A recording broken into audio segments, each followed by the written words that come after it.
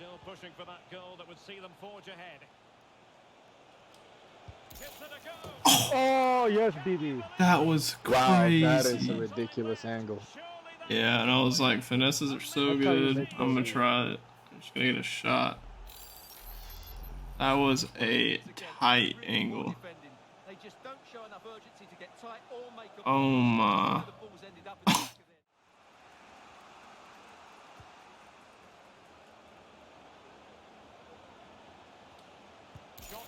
Let's go.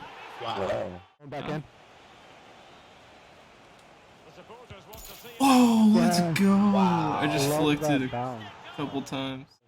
3 bar. Flip it over 2. Oh, Oh, oh no, Wow. that's how it is. That was perfect. who did that? That was me. That's Damn. Like biked He didn't it. even. That looked crazy. It's kind of like Bales. Well, here it is again, and all you can do Like stuck my leg out and just like, it's a really clever goal, you have to say. oh.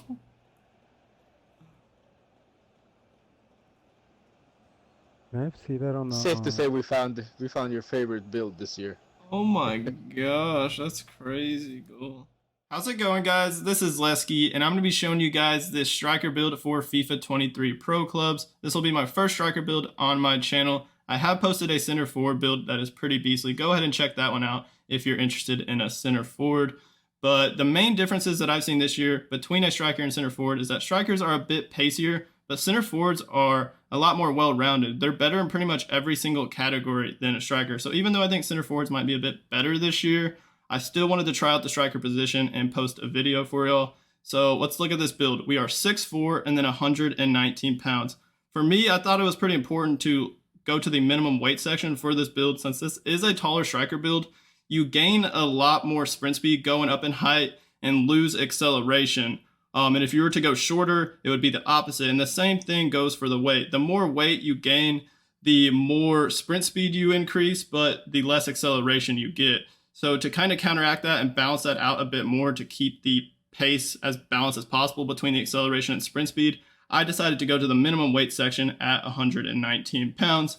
And then the preferred foot is right-footed. That's really up to you guys. And I am currently level 68 with 21 skill points available on this build. And as you can see, I have 2 perks selected, but I do have all 3 perk slots unlocked. This was just the last game I used with this build, so I wanted to leave it exactly how I had it. And then towards the end of the video, I can show you guys what I'll do with the extra skill points. But let's take a look at the perk page now. The perk that I liked the most on this build was physical strength. It'll boost the strength, ball control, and jumping when jostling, shielding, or heading the ball. The increase in jumping is helpful for a 6'4" build. It'll just make you even better in the air and help you get your head on those crosses, corners, set pieces, whatever it may be. And then of course, the increase in strength will help a lot, help you to retain possession, body people, hold people off with the shield is very good, especially on the new gen version of FIFA 23. Shielding and having a lot of strength and physical ability is solid this year. And of course, it'll increase the ball control a bit, which is helpful. And then the second perk that I decided to go for is Poacher. This is a new perk this year in FIFA 23 Pro Clubs, and this will boost all your shooting attributes from inside the box. It doesn't give you any perks, which is fine, I think. I think it's already really good as it is. I think it would just make it way too overpowered if it added like the outside foot shot, finesse shot trait, and the flare trait and all that stuff, even the power header trait. I don't think it needs it. It really just boosts every single shooting attribute. Like even your penalties, like if you have a penalty kick, heading, it's pretty nice. Shot power, volleys, all that stuff. So I'm a huge fan of Poacher, and it allows you to not spend a lot of skill points at the beginning while you're leveling up on shooting. You can focus on upgrading the other categories and put some skill points on shooting, and then you can just rely on the Poacher to increase your shooting attributes even more and be deadly in front of the goal. So I really like Poacher this year. Physical strength Poacher for the first 2 perks. And once you get the 3rd perk slot unlocked like I do, I have yet to try this build with 3 perks, but what I would probably use first is first time shot with Poacher and first time shot together. I feel like that would be pretty good. First time shot will give you some traits: finesse shot, flare, outside foot shot, and the power header trait all on one-time shots. then it will, of course, increase your finishing and heading ability on first-time shots, and then it will increase your weak foot ability as well. So I think this would be the best bet. You could also go active first touch, mostly for the boost and pace, like when running onto a through ball and behind. Skill dribbler could be good. Anything else, I'm not too sure. I guess you could do like hot streak or quick reply or something like that. But you really do have some options, but this is probably what I would use for all 3 perks on this build. Let's take a look at the skill tree. We're going to take a look at the physical page first. On this left side, I went for some strength upgrades. I got these 2 strengths that'll give you +3 upgrades for 5 skill points. Not great value, but you kind of have to get it if you want to upgrade the physical ability on this left side even more.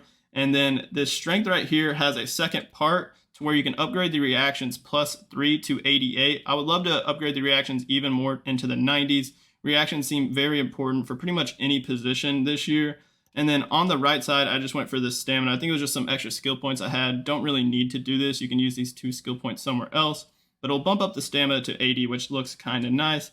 And this is all I have on the physical page. But as I said previously, I still have those 21 skill points available. So I might put a decent amount of those skill points on the physical page towards the end of the video after I wrap up the pace page. So stay tuned for that. Let's look at dribbling. I have a lot of skill points here, kind of like I've done for the majority of my build so far. Dribbling is just very important. It helps your build just feel a lot better on the ball and even off the ball, especially when it comes to agility. It helps for defense too. So on this left side, I literally got everything here. Got the 5-star skills, got the Maestro archetype, got everything except for this middle dribbling and attack positioning. I don't think it's necessary. We already have 91 dribbling and it'll only bump it up +2 for 4 skill points.